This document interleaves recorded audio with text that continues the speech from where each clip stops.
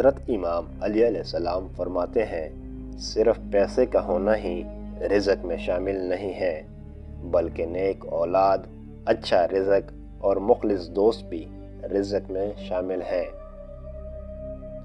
اپنے الفاظ سے ہوشیار رہیں، ایک بار کہے جانے کے بعد وہ صرف معاف کیے جا سکتے ہیں، بھولے نہیں جا سکتے۔ جو جتنی توجہ کے قابل ہو اسے اتنی اہمیت دو۔ کم ظرف لوگوں کا حد سے زیادہ خیال رکھو گے تو اپنی اہمیت کو دو گے۔ امام علی علیہ السلام فرماتے ہیں، جب بے وجہ توڑ دیے جاؤ تو سمجھ جاؤ اللہ تمہیں اپنے قریب لا کر جوڑنا چاہتا ہے۔ حضرت محمد صلی اللہ علیہ وآلہ وسلم فرماتے ہیں، اللہ جس کے ساتھ بلائی کا ارادہ کرتا ہے تو اسے کسی مصیبت میں مبتلا کر دیتا ہے۔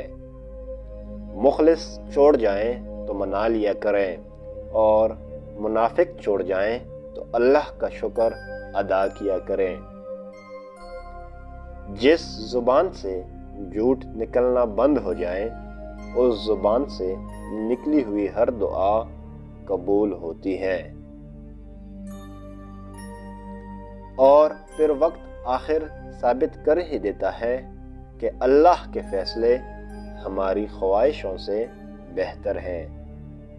امام علی علیہ السلام فرماتے ہیں، بے فکر ہو جاؤ، اللہ مخلص لوگوں کے ساتھ کبھی ناانصافی نہیں کرتا۔ لباس قیمتی ہو یا سستا، کردار کو نہیں چھپا سکتا۔ اپنے کردار کو اچھا کرو، ہر لباس میں اچھے لگو گے۔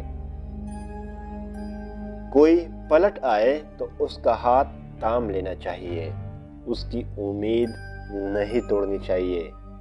کسی کی امید قائم رکھنا بھی اللہ کی صفت ہے، اور اللہ بھی تو یہی کہتا ہے۔ زلزلہ، ایک پل میں سوچا کہ سب کچھ ختم ہو گیا۔ اللہ نہ کرے مرنے سے پہلے اگر رب کو راضی نہ کر سکے تو پھر گھاٹا ہی ہے۔